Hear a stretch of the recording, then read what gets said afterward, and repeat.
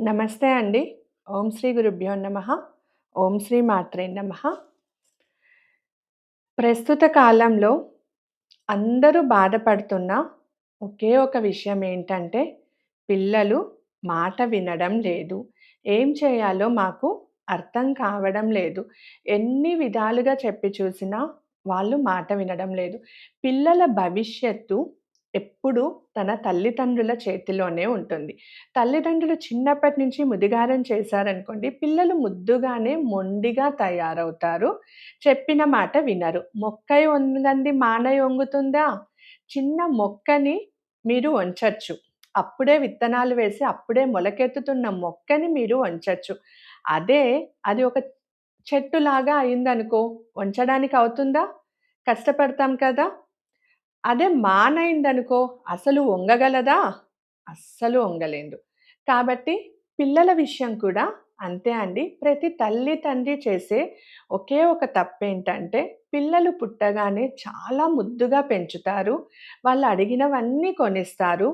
ఎందుకంటే ఏడుస్తారేమో, నా పిల్లలు అందరి పిల్లల్లో కల్లా గొప్పగా ఉండాలి, చక్కగా ఉండాలి అని ఆలోచిస్తున్నారే కానీ, వాళ్ళ బుద్ధి సన్మార్గంలో వెళ్ళాలి, మనం ఎలా నేర్పిస్తే అలానే నేర్చుకుంటున్నారు అని ఆలోచించారా ఎప్పుడైనా?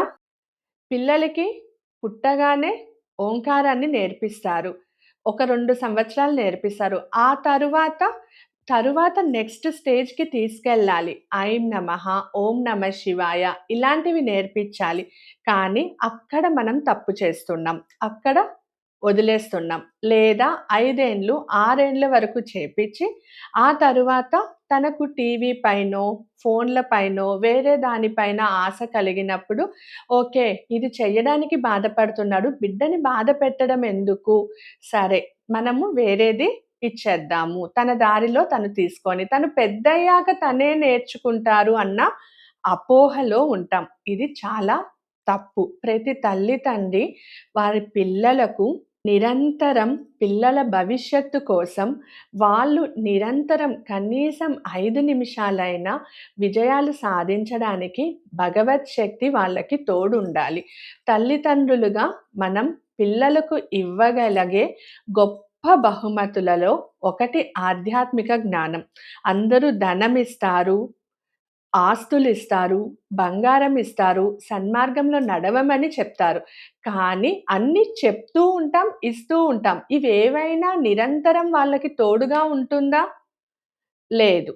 వాళ్ళకి మీరు బాధ్యతలు, ఆధ్యాత్మిక జ్ఞానం ఇవ్వకుండా ఉన్నారనుకో, రేపు హఠాత్తుగా వాళ్ళకేదైనా కష్టమొస్తే, వాళ్ళు ఏ విధంగా నిలదొక్కుకొని ఉండగలరు? చెప్పండి.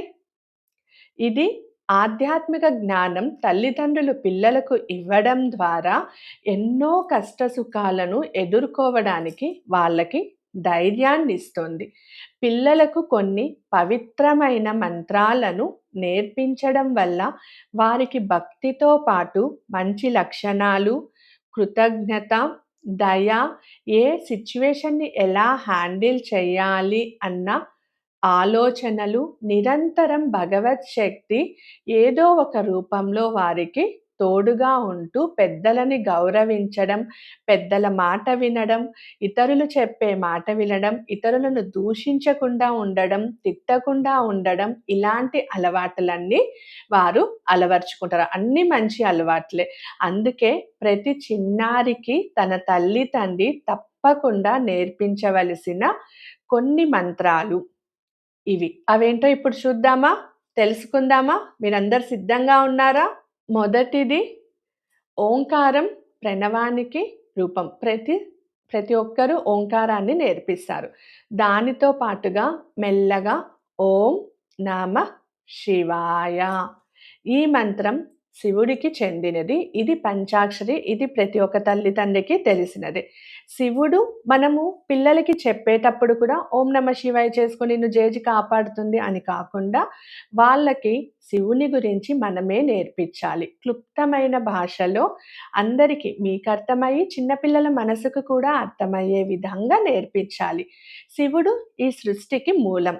అంతేకాకుండా ఆయనే ఈ మంత్రం జపించడం వల్ల కరుణిస్తారు.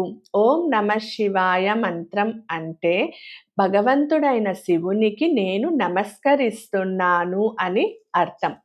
ఈ మంత్రంలో ఉన్న 5 అక్షరాలైన నా, మా, సి, వా, య పంచభూతాలైన భూమి, నీరు, అగ్ని, గాలి, ఆకాశాన్ని సూచిస్తుంది. ఈ మంత్రాన్ని మీరు నిరంతరం జపించడం వల్ల మంచి మార్పులు వస్తుంది. అలాగే ప్రతి క్షణము, ప్రతి రోజు శివుని యొక్క రక్షా కవచం మీకు లభిస్తుంది అని పిల్లలకు చెప్తూ ఓం నమః శివాయ అన్న మంత్రాన్ని నిరంతరం ప్రతిరోజు కనీసం 11 సార్లైనా లేదా 5 నిమిషాలైనా జపించేలా చెయ్యండి. పిల్లలు చేస్తున్నప్పుడు మీరు కూడా అక్కడే కూర్చొని జపించండి వారితో పాటుగా. తరువాత ఓం నమో భగవతే వాసుదేవాయ. ఈ మంత్రం విష్ణుమూర్తి అవతారమైన శ్రీకృష్ణుడికి చెందుతుంది. ఓం నమో భగవతే వాసుదేవాయ అంటే భగవంతుడైన వాసుదేవునికి నేను నమస్కరిస్తున్నాను అని అర్థం. ఈ మంత్రం జపించడం వల్ల పిల్లలలో భక్తి విశ్వాసాలు పెరుగుతుంది, కాన్ఫిడెన్స్ లెవెల్స్ పెరుగుతుంది. తరువాత ఓం ఘం గణపతయే నమః. ఈ మంత్రం ద్వారా విఘ్నాలను తొలగించే మహాగణపతికి మనము నమస్కరిస్తున్నాము. దీన్ని జపించడం వల్ల శాంతి, సంతోషం లభిస్తాయి, మానసిక ప్రశాంతత లభిస్తుంది.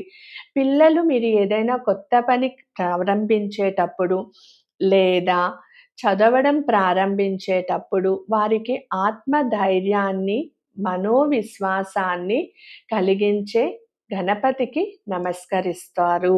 అలానే భయాలను తొలగించి ప్రశాంతంగా చదివినది గుర్తుపెట్టుకునే విధంగా ఆత్మవిశ్వాసాన్ని పెంచుతున్న గణపతికి నమస్కరించి ఇది వారి మనసులో ఉన్న భయాన్ని దూరం చేస్తూ ఓం గం గణపతయే నమః అంటూ ప్రతిరోజు పిల్లలతో మీరు ఈ మంత్రాన్ని జపం చేయించండి. తరువాత ఓం శ్రీ రామాయ నమః. శ్రీరాముడు విష్ణుమూర్తి అవతారాలలో ఒకడు. ఇక్కడ రాముడు అనగానే అందరికీ గుర్తొచ్చేది పితృవాక్య పరిపాలకుడు.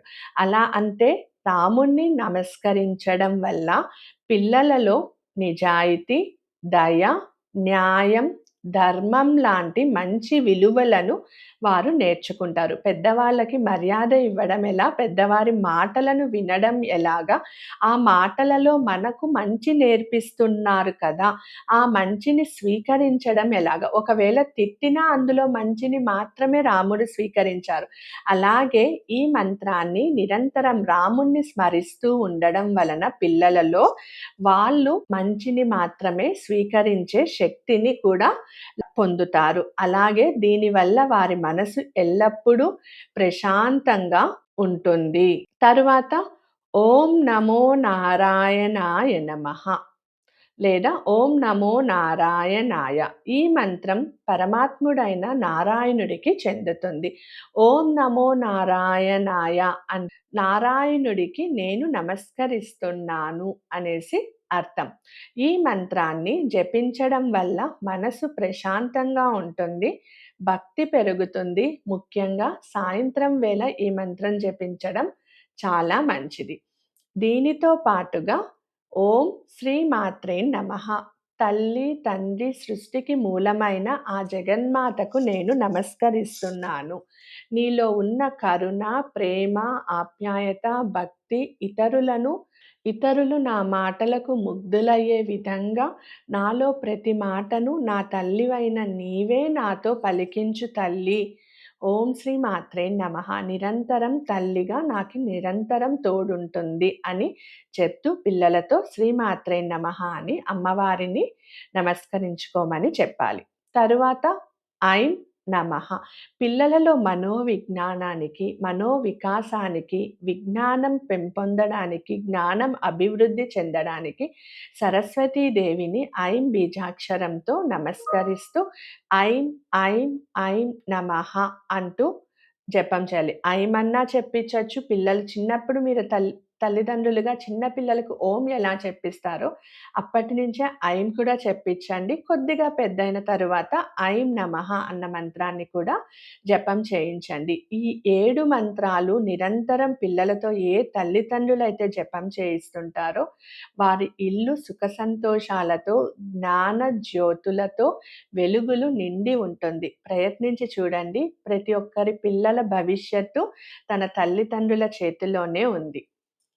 ఇంతటితో సెలవు తీసుకుంటున్నానండి. ఈ వీడియో మీరు వినేసి మీ పిల్లల కోసం మాత్రమే కాకుండా ప్రతి ఒక్కరికి షేర్ చేయండి. మీ గ్రూప్స్‌లో షేర్ చేయండి. అలానే ఈ వీడియో లైక్ చేసి ఈ వీడియోలో ఉన్న విశేషాలు మీకు ఎంతవరకు నచ్చాయి అన్నది కామెంట్ రూపంలో మాకు తెలపండి. మీరు మీ పిల్లలకి ఇవి నేర్పిస్తున్నారా లేదా అన్నది కూడా కామెంట్ రూపంలో మాకు తెలపండి.